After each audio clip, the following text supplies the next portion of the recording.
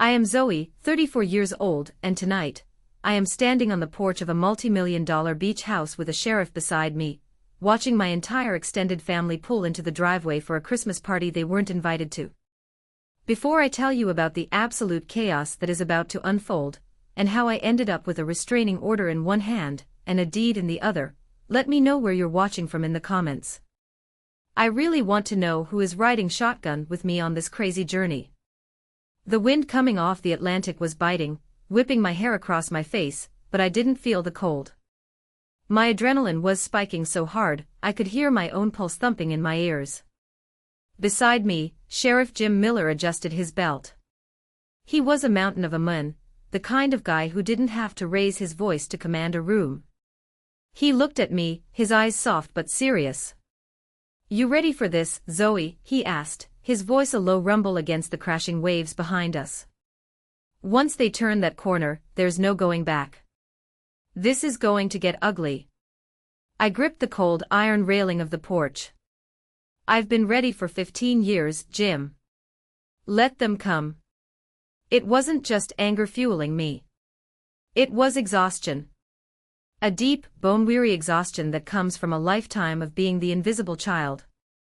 For as long as I could remember, my family had a tradition. Every Christmas, the entire clan, aunts, uncles, cousins, and the chosen friends, would descend upon the Haven, my grandmother's sprawling estate in the Hamptons.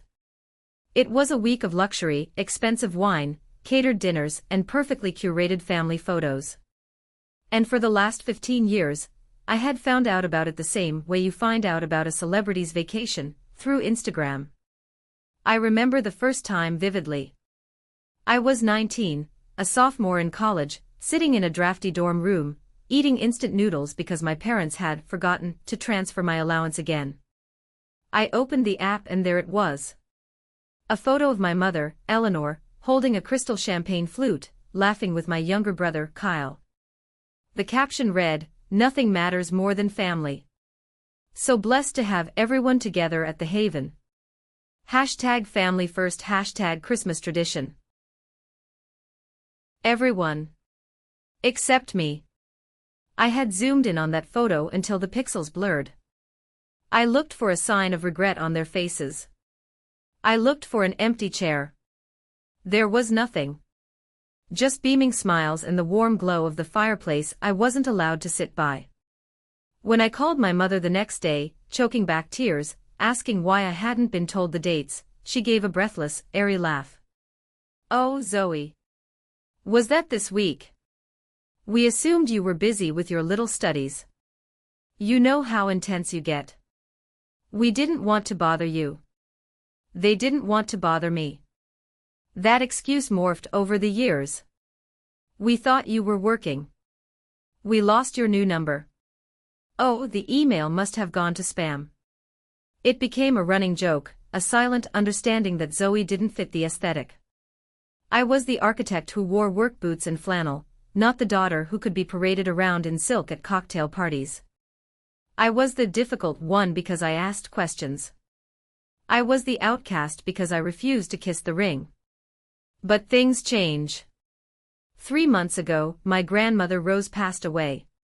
The matriarch. The only person in that gene pool who ever looked at me and saw a human being. The family assumed the natural order of things would follow. My father, Robert, would inherit the estate, sell it or leverage it for his failing business ventures, and life would go on.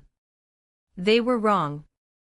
I looked down the long, winding driveway lined with ancient oak trees. The first pair of headlights cut through the darkness. Then another. Then a third. It was a convoy.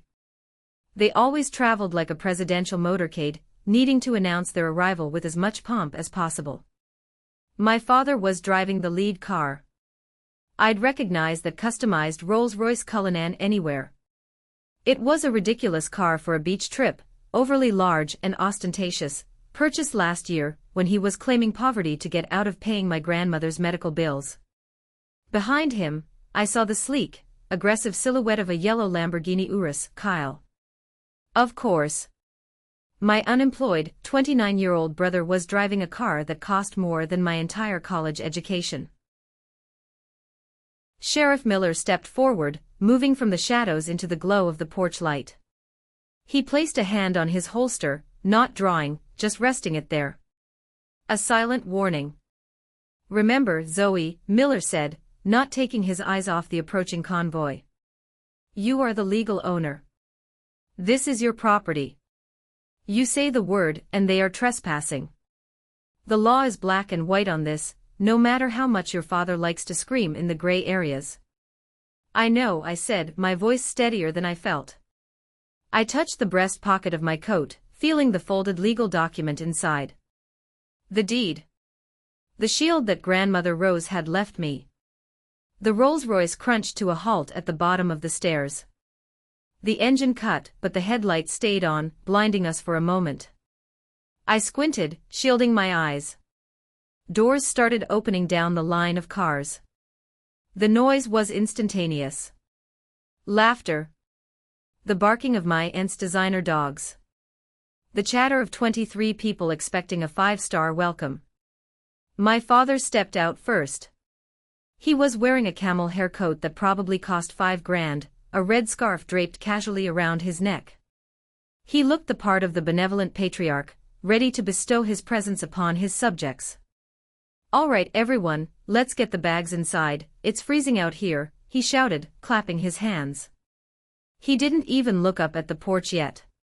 He just assumed the door would be unlocked, the heat would be on, and the staff would be waiting with hot cocoa. He started walking up the stairs, head down, checking his phone. My mother, Eleanor, followed him, struggling with a stack of perfectly wrapped gifts. "Robert," she complained. "Tell Kyle to help me with these. He's already running off to the pool house." "Kyle!" Dad shouted over his shoulder. "Help your mother." They were 5 steps up before my father finally looked up and saw the obstruction. He stopped mid-stride. His eyes adjusted to the light, and he saw the boots first. Then the uniform. Then the badge. And finally, me. The smile slid off his face like distinct oil on water. It was replaced instantly by a look of confusion, then annoyance. He didn't see a threat. He saw an inconvenience. "Zoe," he said, his tone mixing surprise with a heavy dose of irritation. "What on earth are you doing here? And who is this?" He gestured vaguely at Sheriff Miller, as if he were a hired security guard standing in the wrong spot. "Hello, Dad," I said. The wind caught my voice, carrying it over the silent assembly of relatives who had now stopped unloading their cars to watch the drama. "Hello, Mom." "Zoe, move aside," my mother snapped, shifting the boxes in her arms. "We're freezing. Why is the door locked? Did you change the code?" I told Robert the caretaker was getting senile. "The caretaker didn't change the code, Eleanor," I said, using her first name. It felt like a slap, and I saw her flinch. "I did." My father let out a sharp, incredulous laugh. "You? Don't be ridiculous. Look, we can catch up later. I don't know why you're here. I assume you finally decided to show up for a holiday for once, but get out of the way. I need a drink." He took another step up. "Take one more step, Mr. Sterling," Sheriff Miller's voice boomed, cutting through the wind, "and you will be arrested for criminal trespassing." The silence that followed was absolute. Even the ocean seemed to hold its breath. My father froze, one foot hovering over the next step. He looked from the sheriff to me, his face turning a dangerous shade of red. "Trespassing," he sputtered. "This is my mother's house. I am Robert Sterling. This is my family estate." "Not anymore," I said softly. I pulled the deed from my pocket, unfolding it slowly. The paper crinkled in the quiet night. "Grandma Rose left the haven to me, Dad. To me alone. And you are not on the guest list." To understand why standing on that porch felt like pulling a trigger, you have to understand the ecosystem of the Sterling family. It was a world built on appearances, where affection was a currency traded for compliance, and I had been bankrupt since birth. I wasn't a bad kid. I was just the wrong kind of kid. My parents, Robert and Eleanor, were social climbers who viewed their children as accessories. Then there was Kyle. My brother. The golden child. He was born 5 years after me, and from the moment he took his first breath, he sucked all the oxygen out of the room. Kyle was charming, good-looking in a conventional way, and completely devoid of a moral compass. While I was studying late into the night to keep my scholarship, because my parents claimed their liquidity was tied up whenever tuition was due, Kyle was crashing Porsches that my father quietly paid to replace. When I graduated summa cum laude with my architecture degree, my parents didn't attend the ceremony because they were networking at a gala in frantic pursuit of investors. When Kyle dropped out of his third college after a hazing scandal, they threw him a welcome home party on a yacht to cheer him up. The discrepancy wasn't just about money, it was about value.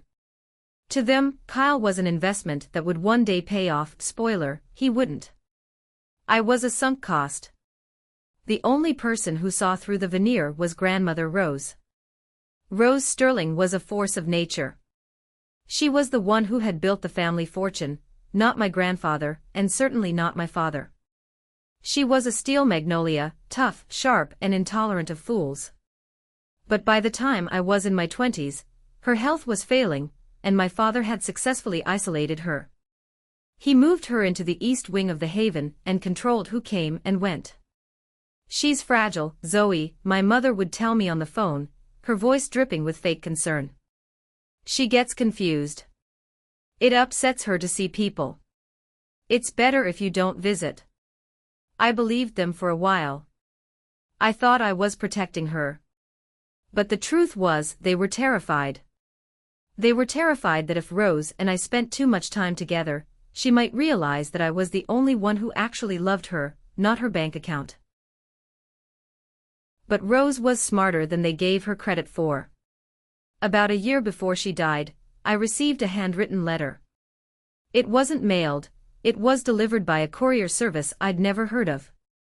Inside was a single page written in her shaky, elegant script: "Meet me at the pier. Tuesday. 10 a.m. Don't tell Robert." I took a sick day from the firm and drove 3 hours to the coast. I found her sitting on a bench, wrapped in a blanket, watching the gray water. She looked so small, frail, but her eyes were clear. "They think I'm losing my mind," she whispered to me that day, gripping my hand with surprising strength. "They're circling, Zoe. Like vultures.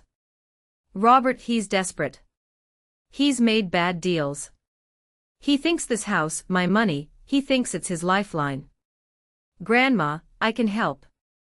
We can get you a lawyer," I had said, panic rising in my chest. She shook her head, a sad smile on her lips. "I have a lawyer, dear. A very distinct one. The best. But you need to promise me something. When I go, and I will go soon, you have to be strong. They will try to break you. They will try to take everything because they believe they are entitled to it. Do not let them." She pressed a heavy, velvet pouch into my hand. It contained a key. An old-fashioned, iron skeleton key. "This opens the library safe," she said. "Not the digital one Robert knows about. The one behind the portrait of your great-grandfather. When the time comes, trust Arthur." "Who is Arthur?" I asked. "You'll know him when you see him," was all she said. That was the last time I really talked to her. 6 months later, she passed away in her sleep. The funeral was a spectacle, exactly as she would have hated. My parents turned it into a networking event. They rented a cathedral, filled it with lilies, and invited every business partner my father was trying to impress. I was told the seating in the front row, the family row, was limited. "We need those seats for the investors, Zoe," my father had said, adjusting his black tie in the mirror, not even looking at me. "It's what Rose would have wanted. Securing the family legacy. You can sit in the third row behind the partners." I sat in the third row. I watched my brother, hungover and wearing sunglasses indoors, sit in the front row, and text on his phone during the eulogy. I watched my mother dab at dry eyes with a lace handkerchief whenever the camera panned to her. I didn't cry. I was too angry to cry. I sat there and burned. After the funeral, the reading of the will was scheduled. I wasn't invited. It's just administrative, Zoe, my mother had texted. Standard boilerplate. We'll send you a check for a keepsake. They thought they had won. They thought the game was over. They moved into the Haven the very next weekend, throwing parties, rearranging the furniture, erasing Rose's presence. But then, the courier arrived again. It was 3 months ago. A large man in a gray suit knocked on the door of my small apartment. He handed me a thick envelope sealed with wax. "Ms. Sterling," he asked. "This is from the office of Arthur Sterling." No relation, purely coincidental, though he found it amusing. I opened the envelope. It wasn't a check. It was a deed. And a letter from Arthur Sterling, Esquire. "Dear Zoe, your grandmother instructed me to wait exactly 90 days, after her death to execute this portion of her estate. She wanted to give your parents enough rope to, as she put it, show their true colors. Enclosed is the title to the Haven. It is yours. Irrevocably.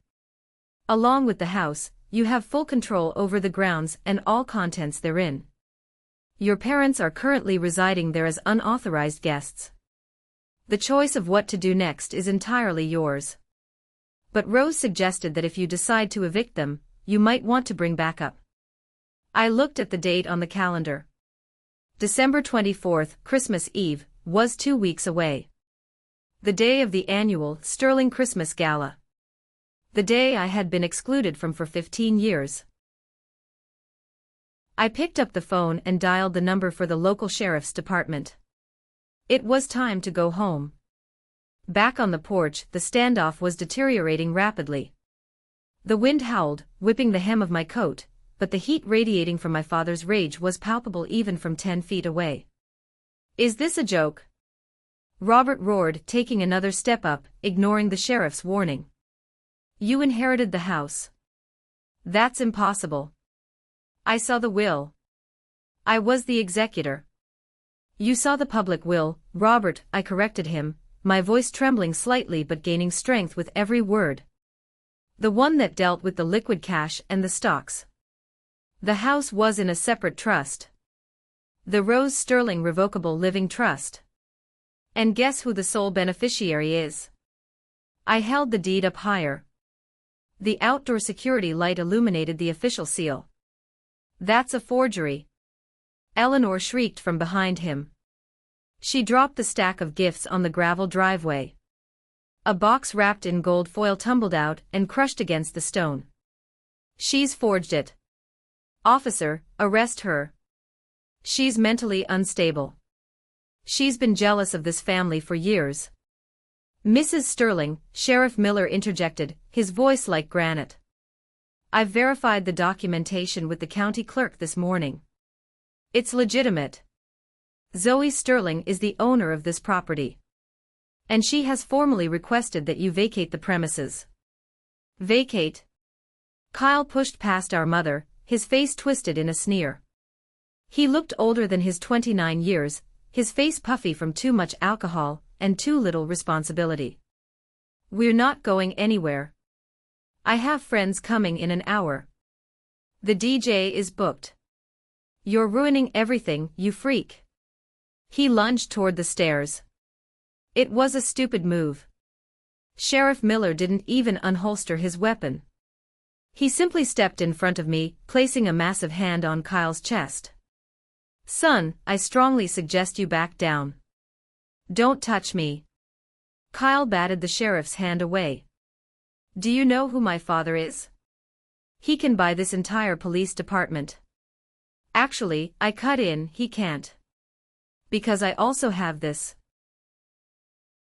I pulled a second document from my pocket. This one was folded in blue legal backing. "This," I announced, looking directly at my mother, "is a restraining order. It was filed by Grandmother Rose 18 months ago, but she instructed her lawyer to keep it sealed until necessary. It details 3 incidents of elder abuse, financial coercion, and intimidation committed by Robert and Eleanor Sterling. The color drained from my mother's face so fast I thought she might faint. She grabbed Robert's arm to steady herself. "That's a lie," Robert whispered, but the conviction was gone from his voice. "Is it?" I challenged. "The document includes transcripts of voicemails you left her, Dad. The ones where you screamed at her to sign the power of attorney. The ones where you threatened to put her in a state-run nursing home if she didn't liquidate her bonds for your investment." The crowd of relatives behind them had gone dead silent. Aunt Linda, my mother's sister, covered her mouth with a gloved hand. Cousins who had ignored me for years were now staring at my parents with wide, horrified eyes. "The order grants the owner of the haven, me, the right to enforce a 100-yard ban on Robert and Eleanor Sterling," I continued. "Sheriff Miller is here to enforce it." "You ungrateful little bitch," my father hissed, his eyes venomous. "After everything we gave you. We put a roof over your head. We fed you. You ignored me." I screamed back, the dam finally breaking. "You erased me. You spent 15 years pretending I didn't exist, because I wasn't shiny enough for your Instagram feed. Well, look at me now, Dad. I'm the only one standing on this porch. I'm the one holding the keys. And you? You're just a trespasser." I pointed down the driveway. "Get out. All of you. If you're not off my property in 5 minutes, the sheriff calls for backup and starts impounding those cars. And I know for a fact, Kyle, that the lease on that Lamborghini is in Dad's name, and Dad's credit score isn't looking too good these days." That was a guess, but it landed. My father flinched. "This isn't over," Robert snarled, pointing a shaking finger at me.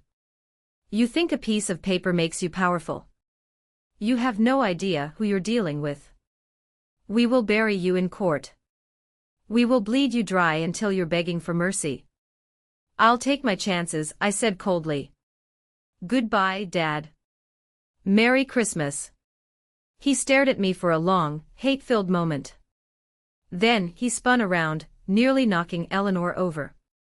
"Everyone back in the cars. Now." "But Robert, the party." Someone whined from the back. "There is no party," he screamed, his voice cracking. He stormed back to the Rolls-Royce, slamming the door so hard the heavy vehicle rocked.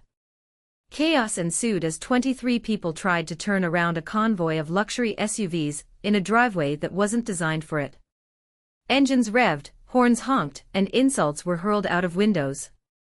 As the taillights of my father's car faded into the distance, I saw a figure detach itself from the group near the back. It was Aunt Linda. She walked quickly toward the porch, not looking at the departing cars. "Ma'am, step back," Sheriff Miller warned. "Wait," Linda said, breathless. She reached into her purse. "I'm not staying. Zoe, I wanted to give you this." She held out a small, folded piece of paper. Her eyes were darting around nervously. "Why?" I asked, suspicious. Linda had never been cruel to me, but she had never stood up for me either. She was a Switzerland in a world of war. "Because they're going to destroy you if you let them," she whispered. "Robert has been moving money. 4 years. Look in the wall safe in the library. The combination is Rose's birthday. Don't trust anyone, Zoe. Not even family." She shoved the paper into my hand and ran back to her husband's waiting Audi. I watched them leave until the last red light disappeared around the bend. The silence rushed back in, heavy and strange. I was alone. Truly alone. Sheriff Miller turned to me, hooking his thumbs in his belt. "Well, that went better than I expected. No shots fired." I looked at the crumpled note in my hand. "The night is young, Jim. I have a feeling the war has just begun. I unlocked the front door and stepped into the haven. It smelled of lavender and old wood, grandmother's smell. But underneath, there was the stale scent of my father's expensive cologne. I had work to do. I walked straight to the library, the heels of my boots clicking on the hardwood floor like the ticking of a clock. The next 3 days were a masterclass in psychological warfare. I didn't leave the house. I barricaded myself inside the haven, surviving on canned soup and the sheer willpower to uncover the truth. Outside, the Sterling PR machine was spinning at full velocity. It started with cousin Jessica. Jessica was 22, an influencer, with 500,000 followers on TikTok whose entire brand was built on old money aesthetic. Ironic, considering the money she flaunted was entirely borrowed. On Christmas morning, while I was sitting on the floor of the library surrounded by dusty ledgers, my phone blew up. My best friend Sarah, the only person I had trusted to come over and help me, burst into the room holding her iPad. "Zoe, don't look," Sarah said, her face pale. "Show me," I commanded. It was a live stream replay. Jessica was sitting in a hotel room, fake tears streaming down her face, ring light reflecting in her eyes. "You guys, I can't even speak right now," she sobbed to her audience. "My Christmas is ruined. My poor grandfather, he's heartbroken. My cousin Zoe, she's always been unstable, but this. She manipulated my dying grandmother. She forced her to sign a new will while she was on heavy medication. And then she threw us, her own family, out into the cold on Christmas Eve. She pushed my mom. She literally assaulted my mom." The comments section was a cesspool. "What a monster. #justice for the Sterlings, someone needs to teach that girl a lesson." My stomach churned. "She's lying. I didn't touch anyone." "It doesn't matter," Sarah said grimly, scrolling down. "Perception is reality, Zoe. They are painting you as an elder abuser who swindled the family fortune. And look at this." She pulled up a news article from a local tabloid. "Sterling heiress evicts family in holiday horror show. Sibling rivalry or elder abuse." "My dad's doing," I muttered. "He knows the editor." "You need to make a statement," Sarah urged. "Tell your side." "No," I said, turning back to the open safe in the wall. "Not yet. I need ammunition. Real ammunition. Words won't win this. Evidence will." I had followed Aunt Linda's advice. The wall safe behind the portrait of great-grandfather Edward had opened with Rose's birthday, June 15, 1940. Inside, I didn't find piles of cash or diamonds. I found something far more valuable. Bank statements. Years of them. But these weren't personal accounts. They were the records for the Sterling Family Trust, the charitable foundation that my father managed. It was supposed to be a nonprofit, a tax haven that supported local arts and education. I spread the papers out on the mahogany desk. June 2023, withdrawal, $45,000. Reference, consulting fees, K. Sterling. August 2023, withdrawal, $120,000. Reference, travel and logistics. October 2023, withdrawal, $250,000. Reference, asset management. "Sarah," I called out, my voice shaking. "Look at this." Sarah leaned over my shoulder. She was an accountant, sharp as a tack.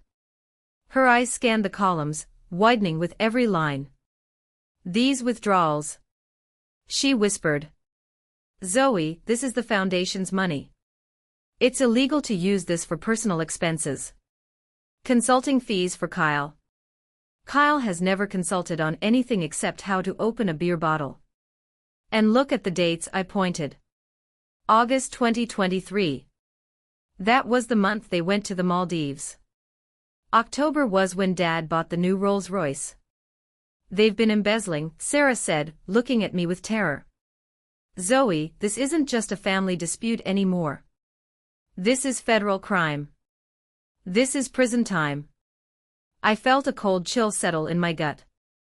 My parents weren't just mean, they were criminals. They had drained the family charity to fund their lifestyle while denying me tuition money. Just then, my phone rang. It wasn't a blocked number. It was Aunt Linda. I hesitated, then picked up. Linda? They're coming for you, Zoe. Linda's voice was a hushed panic. She sounded like she was hiding in a closet. Robert filed an emergency injunction this morning. He found a judge he plays golf with. They are claiming you are mentally incompetent, and that the will was coerced. They have a hearing scheduled for tomorrow at 2 p.m. A family mediation first, they call it. But it's a trap. Let them try, I said, looking at the damning papers on the desk. No, you don't understand. Linda hissed. I saw them practicing. Robert has medical records, Zoe. Fake ones. Saying Rose had dementia since 2020. If he proves that, the deed is void. And, oh God. And what, Linda? I shouldn't be telling you this. Robert will kill me. But he promised to pay off Ben's gambling debts if we kept quiet. But I can't do it anymore. She took a ragged breath. They are going to say you drugged her. That's the angle. They have a witness lined up. My hand tightened on the phone until my knuckles turned white. Who? Martha, Linda whispered. The old housekeeper. They paid her off. Martha. The woman who had baked me cookies when I was sad. The woman I thought was safe. Money truly corrupted everything it touched in this family. Thank you, Linda, I said. Zoe, be careful. Robert is cornered. A cornered animal is dangerous. The line went dead. An hour later, a courier arrived. Not the friendly one from Mr. Sterling's office. A process server. You are hereby summoned to an emergency custodial hearing regarding the estate of Rose Sterling. I held the paper. My hands weren't shaking anymore. The fear had burned away, leaving only a cold, hard resolve. Sarah, I said, standing up. Pack up these papers. Make copies. Digital and physical. Send one set to the cloud. What are you going to do? Sarah asked. They want a meeting. I grabbed my coat. I'll give them a meeting.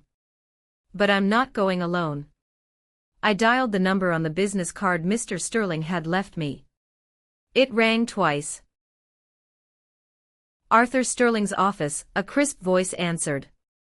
This is Zoe Sterling, I said. Tell Arthur it's time to open the red file. The conference room at the law firm of Blackwood and Associates was designed to intimidate. Floor-to-ceiling windows overlooking the gray city skyline, a table long enough to land a plane on, and air conditioning set to a temperature that froze your soul. This was my father's turf. Blackwood was his frat brother. When I walked in, the room was already packed. It felt less like a legal meeting and more like an execution. My father sat at the head of the table, flanked by my mother and grandfather Edward, my father's father, a man who made Robert look like a saint. Kyle was slouching in a chair, spinning a pen, smirking at me. Aunt Linda and Uncle Ben were there, looking at their laps. Even cousin Jessica was in the corner, holding her phone, probably ready to tweet the verdict. You're late, my father said, not bothering to stand. And you're alone. Smart. Save the money on a lawyer, you'll need it for therapy. I'm right on time, Robert, I said, refusing to sit in the low chair they had clearly placed there to make me look smaller. I remained standing. Let's get this over with. I have a house to renovate. My grandfather slammed his hand on the table. The sound echoed like a gunshot. You have nothing. You are a thief. You took advantage of a sick old woman. Here is the evidence, my father said, sliding a thick black folder across the polished wood. It stopped inches from my hand. Medical records from Dr. Holloway. Dating back 3 years. Mother was diagnosed with advanced dementia and paranoia. She legally couldn't sign a grocery receipt, let alone a deed transfer. The will is void. The deed is void. And you? He pointed a manicured finger at me. You are facing fraud charges. I looked at the folder. I didn't open it. I knew what was inside. Forgeries. Lies bought and paid for. And we have testimony, Eleanor chimed in, her voice trembling with that practiced victimhood. Martha confessed. You gave Rose pills. Vitamins, you called them. You confused her. That is a lie, I said quietly. It's an affidavit. Kyle shouted, jumping up. It's over, Zoe. Give us the keys and maybe Dad won't press charges. Maybe we'll just let you rot in obscurity. I reached into my bag to pull out my phone. I wanted to record this confession. I wanted them on tape admitting they bribed a housekeeper. She's recording. Jessica shrieked from the corner. Before I could react, Kyle lunged across the table. He was fast. He snatched my wrist, twisting it painfully until I dropped the phone. He grabbed it and my wallet, which was sitting on the table. Kyle. I yelled, pulling back.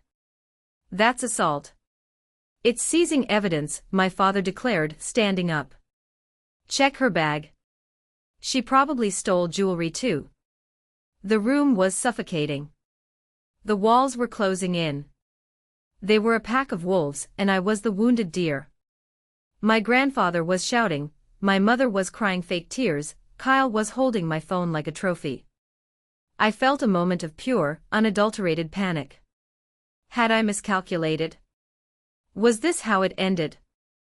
With me overpowered and outmaneuvered by their money and their lies. Then, the heavy double doors at the end of the room swung open. Clap. Clap. Clap. The sound was slow, rhythmic, and sarcastic. It cut through the shouting like a knife. Everyone froze. Kyle lowered my phone. My father turned around, his mouth open. Standing in the doorway was a man who looked like he had stepped out of a 1920s noir film. He was wearing a three-piece charcoal suit, a fedora which he slowly removed, and he held a silver-tipped cane. Behind him stood two young associates carrying briefcases that looked heavy enough to contain gold bars. It was Arthur Sterling. Bravo, Arthur said, his voice smooth as velvet but sharp as a razor. Truly, a magnificent performance. The melodrama. The accusation. The physical violence. I haven't seen acting this bad since Robert's last bankruptcy hearing. Who the hell are you? My father demanded, puffing out his chest. This is a private legal proceeding. I am Arthur Sterling, he said, walking into the room. He didn't walk, he glided. He pulled out the chair at the opposite end of the table, the other head, and sat down. And I represent the true estate of Rose Sterling.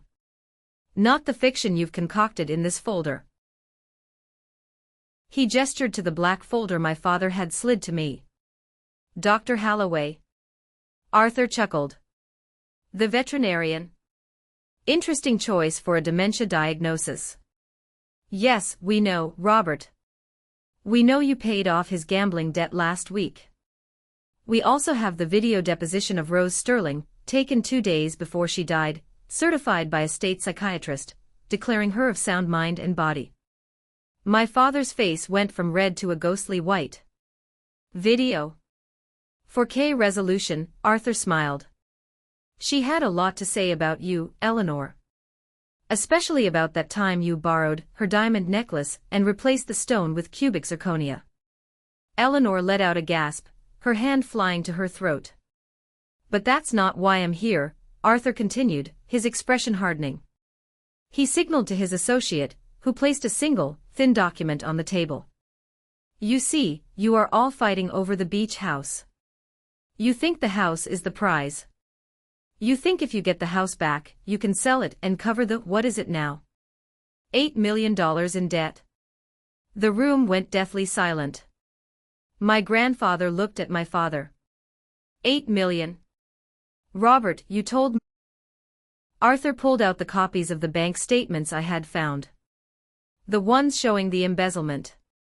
We have copies, Arthur said cheerfully. And so does the IRS.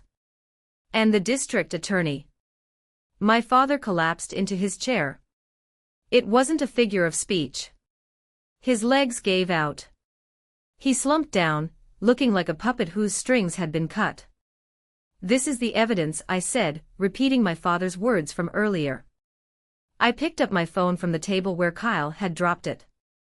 We want everything back.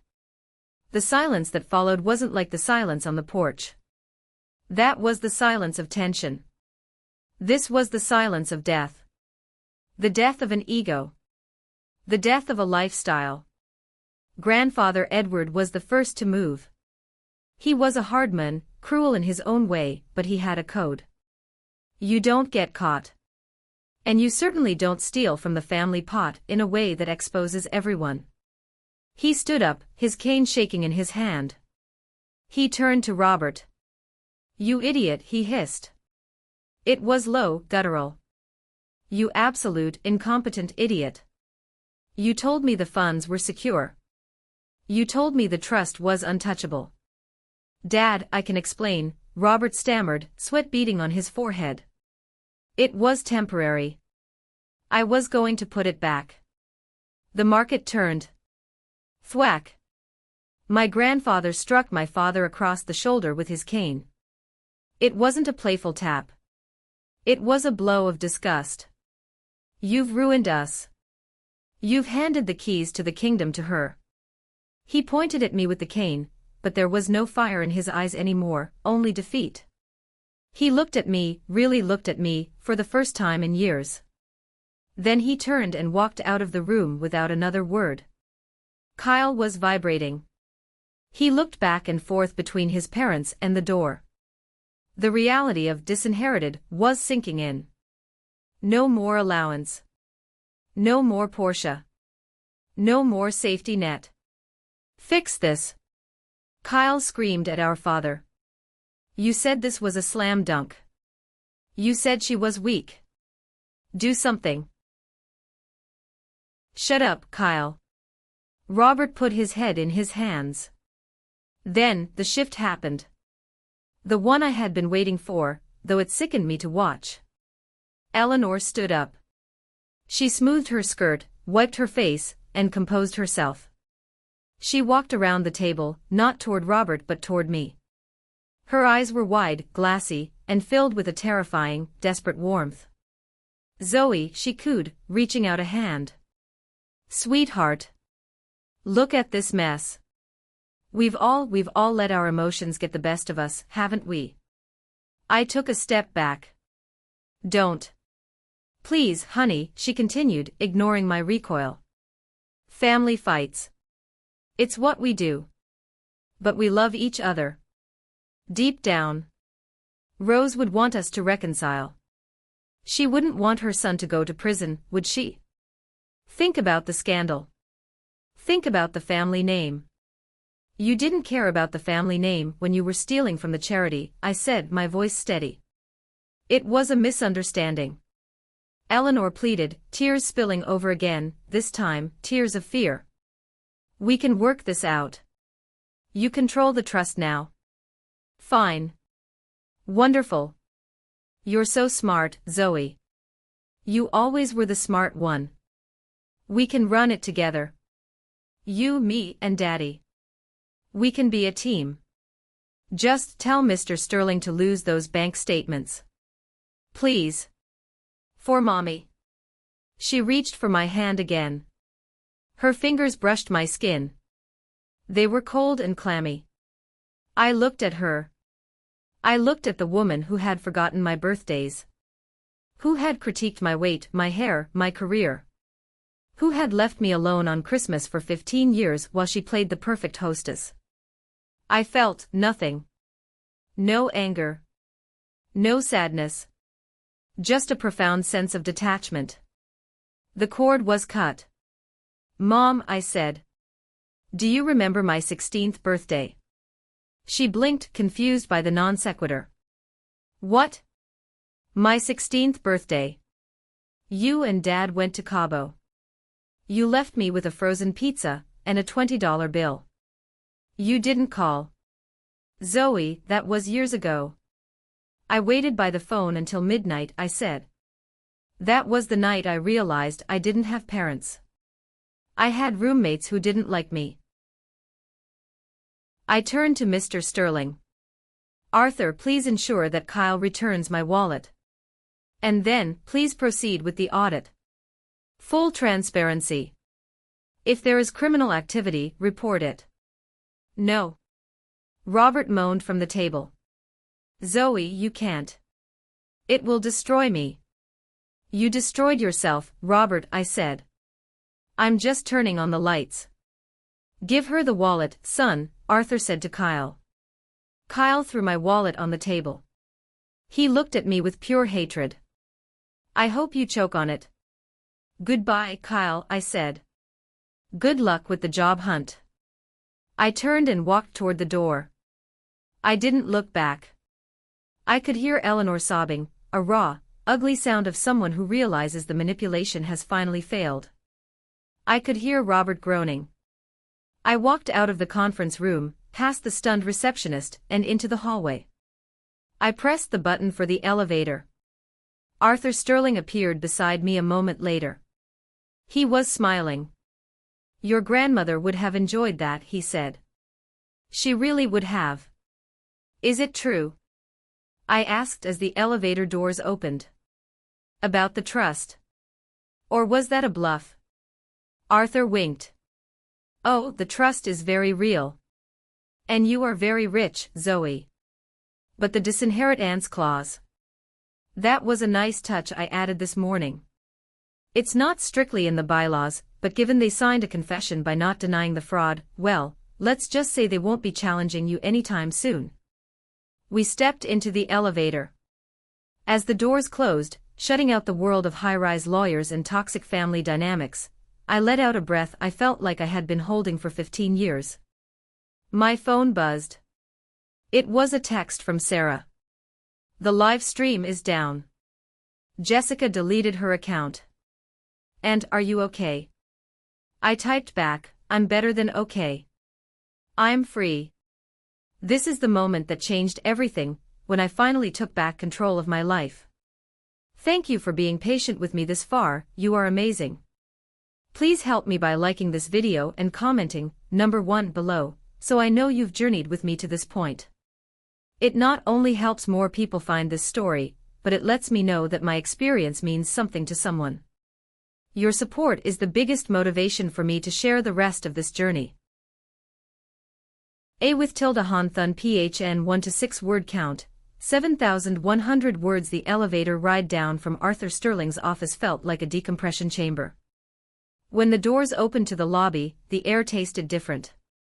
It was cleaner. Lighter. For the first time in my life, I wasn't Zoe the disappointment, or Zoe the invisible daughter. I was Zoe Sterling, the architect of my own destiny.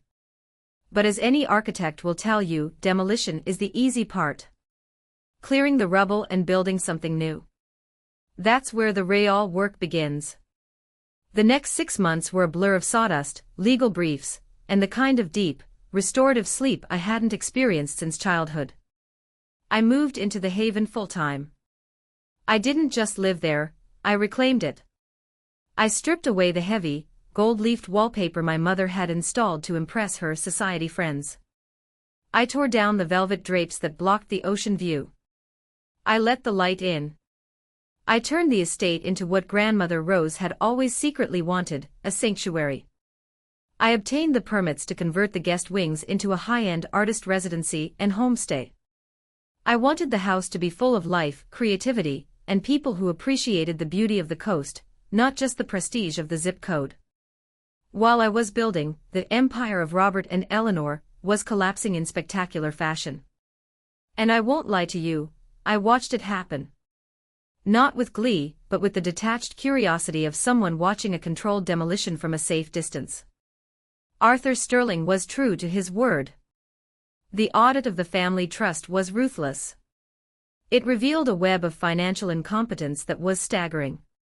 My father hadn't just embezzled money, he had made terrible, desperate investments trying to cover his tracks. He had leveraged their primary mansion, the cars, even his life insurance policies. The fallout was swift and public. About 2 months after the showdown in the conference room, I received a call from Arthur. "Turn on the news, Zoe," he said. I clicked on the TV in the newly renovated kitchen. There it was, a helicopter shot of my childhood home, the massive, sterile mansion in Greenwich. There were moving trucks in the driveway. But they weren't luxury movers. It was a foreclosure crew. "The bank seized the property this morning," Arthur explained, his voice calm. "To avoid prison time for the fraud, your father cut a deal. He agreed to full restitution. They are liquidating everything. The cars, the jewelry, the art collection. Even your mother's collection of vintage furs." "Where will they go?" I asked, looking at the screen. I saw a figure that looked like my mother standing on the lawn, arguing with a man holding a clipboard. She looked small. Defeated. "They've rented a 2-bedroom apartment in a complex near the industrial park," Arthur said. "It's modest. Your father is trying to get a job as a consultant, but his reputation is radioactive. No one will touch him." It was a strange feeling. The monsters under my bed had been evicted, and now they were just 2 broke people in a rental apartment. But the real twist, the one that proved just how toxic the family dynamic had been, came from Kyle. My brother, the golden child, the one who had been promised the world, didn't handle the crash well. Without his allowance, his influencer lifestyle evaporated overnight. His friends, the entourage that drank his champagne and drove his cars, vanished the moment the credit cards were declined. I was at the hardware store, picking out paint samples for the library, when I ran into an old acquaintance from high school who worked at the county courthouse. "Zoe," she waved, looking a bit awkward. I wasn't sure if I should mention this, but I saw your name on the docket today." My stomach tightened. Did my father sue me again? "No," she shook her head, lowering her voice. "It's your brother. Kyle filed a lawsuit. Against your parents." I stared at her. "He what?" "He's suing Robert and Eleanor for mismanagement of custodial funds. He claims they squandered his college fund and his future inheritance. He's demanding they pay him out from whatever liquid assets they have left after the government takes their share." I had to laugh. It was a dark, hollow laugh. It was the perfect, poetic ending to the story my parents had written. They had raised Kyle to value money above all else. They had taught him that relationships were transactional. They had created a monster of entitlement, and now that monster was eating them alive. I drove back to the Haven, feeling a profound sense of closure. The lawsuit meant they would be tied up in legal battles with each other for years. They would be too busy tearing each other apart to ever come after me again. That evening, I sat on the porch, the same porch where I had stood with the sheriff, and watched the sunset. The phone rang. I looked at the screen. It was a number I didn't recognize, but the area code was from the town where my parents now lived. I let it go to voicemail. Later, I listened to the message. It was my father. His voice sounded older, thinner. The bombast was gone, replaced by a wheezing desperation. "Zoe. It's Dad. Look, I know things were said. Lawyers got involved. It got messy. But your mother, she's not doing well. This apartment, it has mold, Zoe. And Kyle. Kyle is attacking us. We're family. You're the only one who made it out. You have the house. You have the trust. We just need a small loan. A bridge loan. Just until I get back on my feet. Please. You owe us that much. We raised you. I sat there in the darkness, listening to the ocean crash against the shore. We raised you. No, I thought. You didn't raise me. You housed me. You fed me when it was convenient. But I raised myself. I built myself in the shadow of your neglect. And I wasn't going to let you drag me back into the dark. I deleted the message. Then I blocked the number. The next day, I focused on the final piece of the renovation, the library. I found the old portrait of Grandfather Edward, the one hiding the safe, and I took it down. In its place, I hung a beautiful, candid photograph of Grandmother Rose laughing on the beach, her hair messy, her eyes bright. Underneath, I placed a small plaque, The Haven. Built by Rose. Reclaimed by Zoe. Open to all who seek peace. My life began to fill up with new characters. Not connections or investors but real people. Sarah, my best friend, practically moved in during the weekends to help with the accounting for the new business. Sheriff Miller, Jim, became a regular fixture. He'd stop by for coffee on his patrol, not to serve papers, but just to check in. We'd sit on the porch and talk about baseball or local politics. One afternoon, Jim brought someone with him. A guy named Mark, a local carpenter who specialized in historic restoration. Jim says you need help with the gazebo, Mark said, tipping his cap. He had kind eyes and rough hands, and he didn't know or care who the Sterlings were. He just saw a woman trying to fix up an old house. We spent 3 weeks rebuilding that gazebo. We talked about wood grain, structural integrity, and eventually, about life. Mark didn't care about galas or status. He cared about building things that lasted. It was the most refreshing dynamic I had ever experienced. By the time November rolled around, the Haven was ready. The first guests started booking the artist suites. The house was alive with music, the smell of baking bread, and the sound of laughter. But there was one date looming on the calendar. December 25th. For 15 years, that date had been a scar. A reminder of my exclusion. Now, it was approaching again. But this time, I wasn't waiting for an invitation. I was the host. I remember waking up on December 1st. The air was crisp. I walked downstairs to the kitchen, made a pot of coffee, and pulled out a blank sheet of paper. Guest list. I stared at the blank page. For a moment, the old conditioning kicked in. I felt a phantom pressure to invite important people. To host a networking event. To prove to the world that I was successful. Then I looked at the photo of Grandma Rose on the wall. She seemed to be winking at me. I smiled and uncapped my pen. I didn't write down the names of bankers or socialites. I wrote, Sarah and her fiancé. I wrote, Jim Miller and his wife. I wrote, Mark. I wrote, Martha, the old housekeeper whom I had forgiven, knowing she was pressured. I wrote, Arthur Sterling. I wrote, Aunt Linda and Uncle Ben, conditionally, if they came alone. I looked at the list. It wasn't a who's who of high society. It was a who's real. It was going to be the first Christmas in Sterling history that didn't require a security detail or a PR manager. Christmas Eve at the Haven used to be a black tie affair. I remember peeking from the top of the stairs as a child, watching women in uncomfortable gowns and men in stiff tuxedos holding champagne flutes, looking bored and anxious. The air would smell of expensive perfume and desperation. This year the air smelled of pine needles, wood smoke and cinnamon. I was wearing jeans and a chunky knit sweater. My hair was up in a messy bun. I was in the kitchen, flour on my cheek, helping Martha roll out dough for gingerbread cookies. Martha, despite her age, moved around the kitchen with a renewed energy. When I had called her and invited her, not to work but to eat, she had wept. She told me how my father had threatened to cut her pension if she didn't sign that affidavit. I forgave her. She was a victim of their power plays just as much as I was. More ginger, Zoe, Martha scolded gently, slapping my hand away from the sugar. Rose liked them spicy.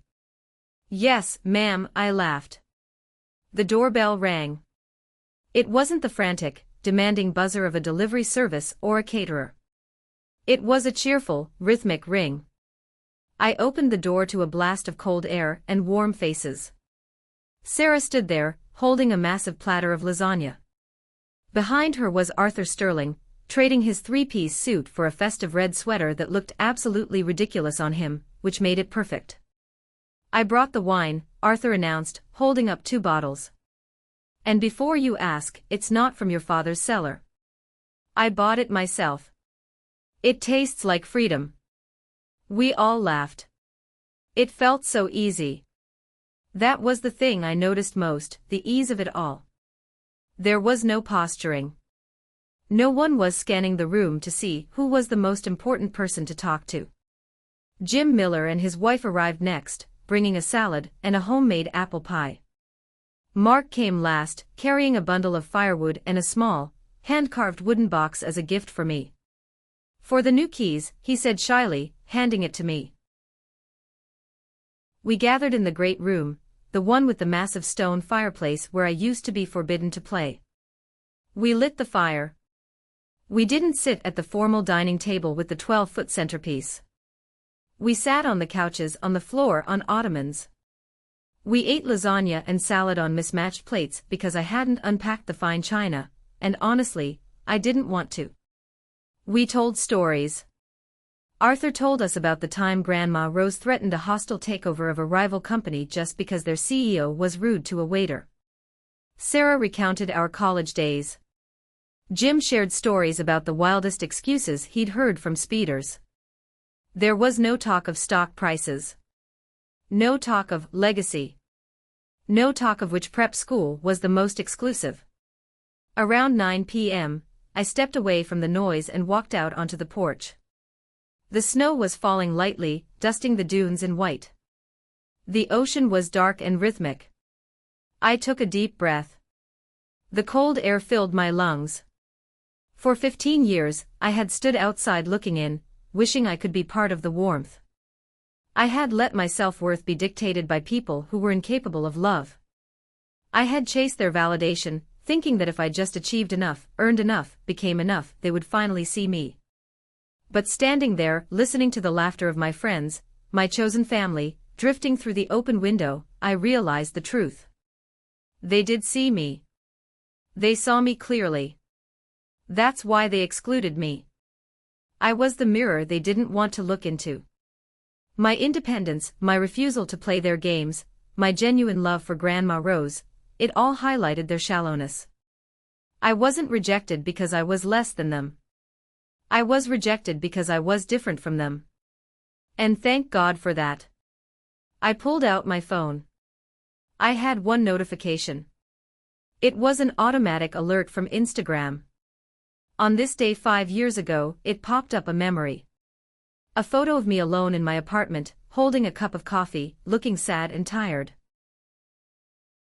I deleted the memory. Then, I opened the camera. I turned around, framing the window behind me where my friends were raising a toast. Mark was laughing at something Arthur said. Martha was feeding a piece of ham to the dog. Sarah was waving at me to come back inside. I snapped the picture. It wasn't perfectly lit. It wasn't staged. It was blurry and chaotic and real. I didn't post it. I didn't need the likes. I didn't need the validation of strangers to know that this moment was valuable. I just saved it to my favorites folder. I put the phone in my pocket and turned back to the door. I thought about my parents in their cramped apartment, blaming the world for their downfall. I thought about Kyle, bitter and litigious. I felt a fleeting moment of pity, but it passed quickly, like a cloud moving over the moon. They had made their choices. And tonight, I had made mine. I walked back inside the haven, and closed the door firmly against the cold. Zoe. Arthur called out, raising his glass. We were just proposing a toast. To Rose. I walked over and picked up my glass. To Rose, I said, smiling at the photo on the wall. And to the family we choose. To the family we choose, everyone echoed. The fire crackled. The laughter resumed. And for the first time in 34 years, I was exactly where I was supposed to be. I was home. This story might seem like a dramatic saga of wealth and betrayal, but at its core, it's about something we all struggle with, self-worth and boundaries. The biggest lesson I learned, and what I hope you take away from this, is that family is a title that must be earned, not a permanent pass for abuse. Just because someone shares your DNA doesn't give them the right to disrespect you, use you, or make you feel small. We often spend years, sometimes decades, trying to twist ourselves into pretzels to fit into places where we don't belong. We crave validation from the very people who hurt us. But as I found out, the most powerful thing you can do is stop knocking on a door that refuses to open, and instead, build your own house. You have the power to break the cycle. You have the right to say no. You have the right to walk away from toxicity, even if it comes from your parents or siblings. Your peace is more valuable than their approval. Thank you so much for listening to my story. It wasn't easy to share, but it was necessary. I would love to hear from you now. What is the biggest lesson you took away from Zoe's journey? Have you ever had to make the hard choice to choose your peace over your family's expectations? Please share your thoughts in the comments below. Or if this story resonated with you and you're glad justice was served, just comment the word good. It lets me know that we are on the same page, and that you stand for self-respect and truth. Stay strong, build your own haven, and remember, you are enough.